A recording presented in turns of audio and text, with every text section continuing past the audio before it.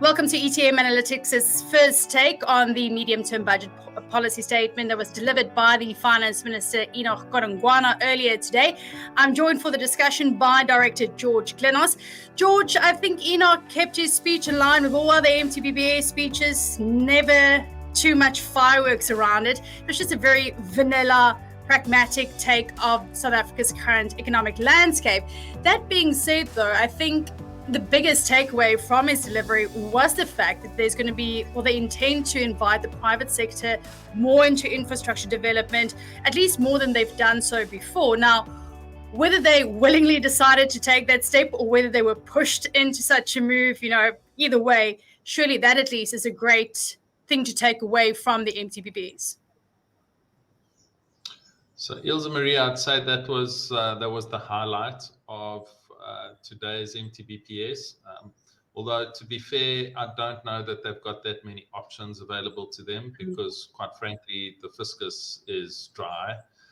You can see that in the consolidated budget deficits being revised higher, the debt to GDP ratio being revised higher, and that's despite a concerted effort, or so we're told, by National Treasury to try and consolidate the budget and rein in the debt trajectory. So I think they're battling. They've certainly struggled to collect the amount of taxes that they thought they were going to collect. So that was a little underwhelming. But it was, I would say, a more realistic, pragmatic approach to budgeting. The growth rates that they have penciled in for the next couple of years were a little sobering in that they perhaps a little softer than one might have expected for a country that has, for example, ended load shedding, is looking at rate cuts, where the rest of the world is cutting rates as well, such that 25 and 26 become cyclical upswing years. You might have expected them to do a little bit more. On top of it, we've got a stronger alignment with BRICS plus countries, and they're growing faster than the West. You've got a gold price that's doing quite well. You've got inflation lower. All of these things tend to suggest that growth, I don't think they would have been out of place if they had revised a little bit stronger than that. But they've chosen to go at this with a fairly realistic, quite conservative approach to focusing on GDP growth. And I think that should be applauded because, if we can get it right with conservative numbers, then we'll absolutely get it right with if the numbers surprise to the top side. So that's a good thing.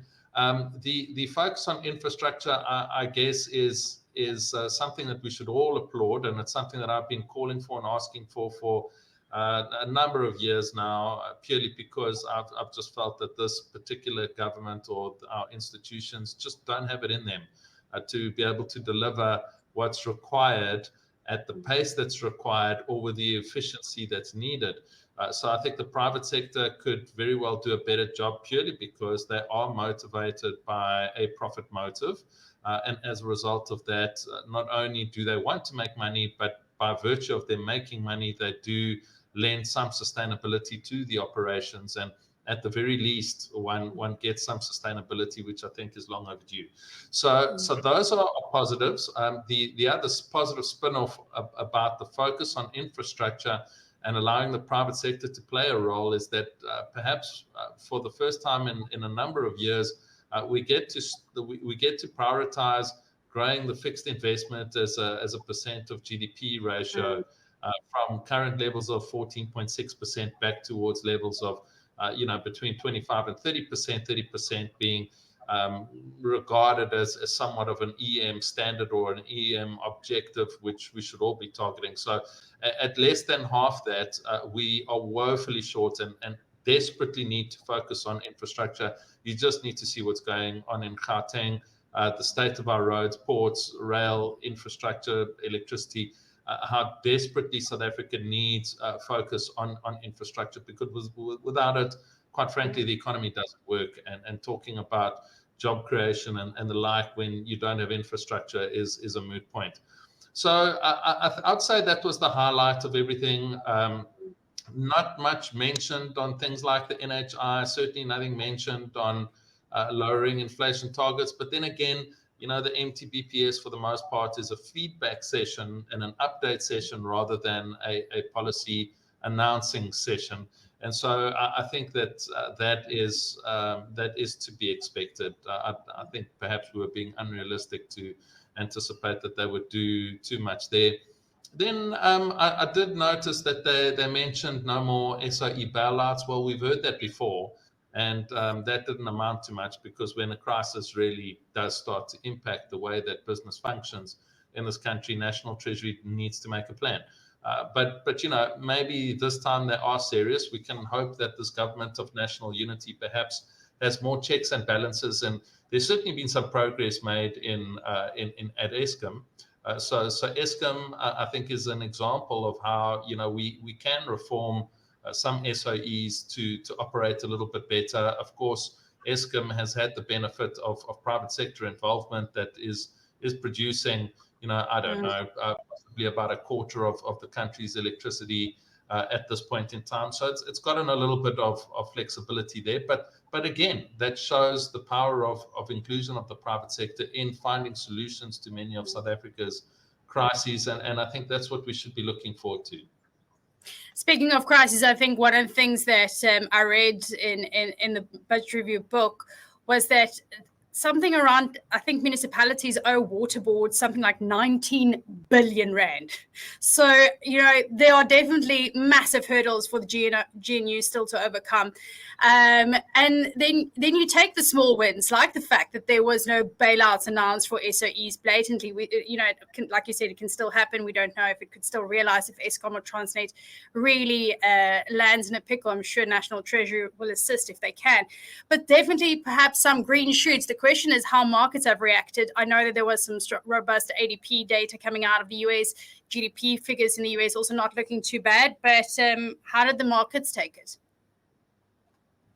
Yeah, the markets, if you adjust for the movements in the dollar, for example, and elsewhere, the markets probably took this more or less in their stride. Just going back to a point you've just mentioned, though, Ilse Marie, is that, this municipality issue is just one of a few of these unfunded liabilities that we refer to that are the elephant in the room. So it's the elephant in the room in that they sit off balance sheet. They are not included in this budget. And so that there are problems brewing at a municipal level. That there are problems still to overcome in the SOEs. And one wonders just how much of an overhang that is, that's sitting on the sidelines, lurking, waiting to pounce and throw National Treasury a curveball, which it won't be able to ignore. As it is, South Africa struggles with a lack of service delivery. If you start talking about a collapse of municipalities, some of which has already happened, but if you start talking about it on a broader scale, all of a sudden that becomes an issue that needs to be addressed. How the private sector potentially can come in there and assist is unclear at this stage, but undoubtedly there's probably room to be able to include the private sector in some of those solutions too. All of that to say that there are still risks. We might spin this with a mildly positive bias, but at the end of the day, there are some major risks that sit in the sidelines. One of them being these unfunded liabilities that are municipalities, are SOEs, are infrastructure that's crumbling that hasn't been reported yet, and all of the infrastructural developments or failures that are happening in the likes of Gauteng and other places around South Africa. So that is something that needs to be tackled. But you could, I guess, lump that into the need for South Africa to grow its gross fixed capital formation as a percent of GDP. It's definitely an environment that the GNU will have to try and navigate. And I mean, we're entering November and there are still several risk factors, geopolitically speaking. US elections still coming up. So still a lot of curveballs that can hit National Treasury before we get to the February budget. A lot of things can still change. But George, thanks for the update. And then we will chat again soon. Thank you.